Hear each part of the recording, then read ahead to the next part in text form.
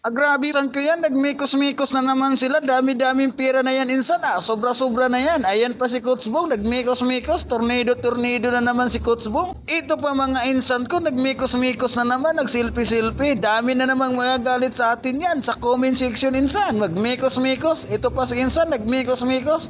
Tornado si insan. Grabe na yan, insan. High blood na naman yung mga commentator natin yan, mga insan. Dahil sobra-sobra na yung pagtornado, mikos-mikos mo yan. Sa networking daw, nauna lang daw ang kumita. Kahit naman siguro sino, kung naunang sumali, nauna talaga siyang kikita. Halimbawa, naunang sumali sa loob ng 2 taon, siyempre kumikita na yun siya sa loob ng 2 taon.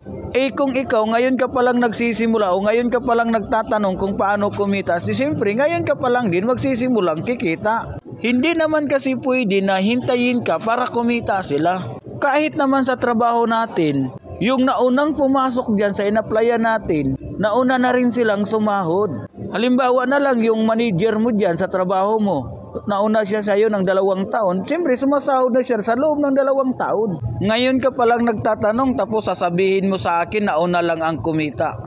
Dapat lang nauna silang magdesisyon magsimula para magnegosyo. Ikaw, nandyan ka lang sa comment section, puro ka pa negative, tapos sasabihin mo nauna lang kumita. Siyempre ikaw nga, hindi ka pa nga nagsimula, hindi ka talaga kikita. Paano ka magsimula niya? Nasa comment section ka lang, puro ka comment ng negative, hindi ka talaga makapagsimula. Tapos idadoubt mo ang sarili mo, nauna lang kumita. Dapat lang nauna talaga silang kikita kasi una silang magdesisyon, una silang nagsimulang magnegosyo. Kaya una silang kikita kaysa sayo. Halimbawa sa trabaho natin, mag-a-apply tayo. So hindi ka natutuloy niyan. Bakit? Yung naunang nag-apply, nauna na yung sumahod.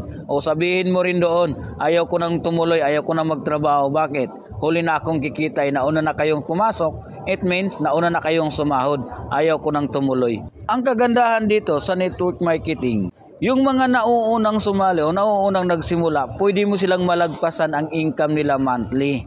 Kung mas masipag ka, mas malaking potential income na pwede mong kitain kasi depende to sa iyo at individual naman yung activities na gusto mo. At kanya-kanya naman ang checking yan, hindi naman grouping ang checking dito. Halimbawa, mas gusto mong kumita na mas malaki, sipagan mo, galingan mo, aralin mo, gustuhin mo para kumita ka ng malaki. Kasi sa trabaho natin, kahit anong sipag natin, kahit anong galing natin, kahit gaano ka pa kaagang pumasok, parehas lang kayo ng sweldo ng katrabaho mong kuyakoy.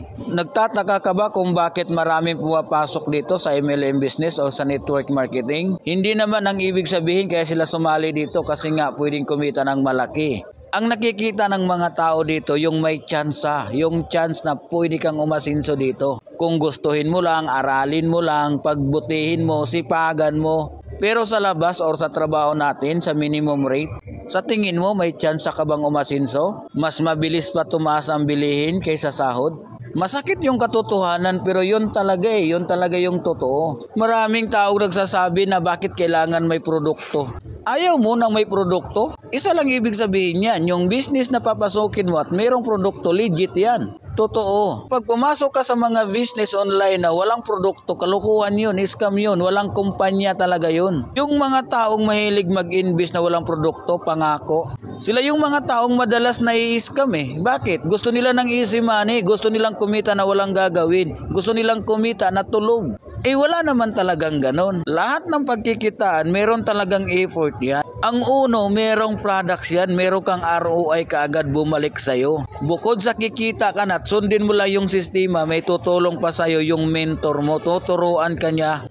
At depende na nga lang sa'yo yan kung magpapaturo ka. Pero kung ayaw mo magpaturo, gusto mo lang sumali, problema mo na yun. Pre-coaching, pre-training naman ang lahat dito. Kaya mas maraming natututo.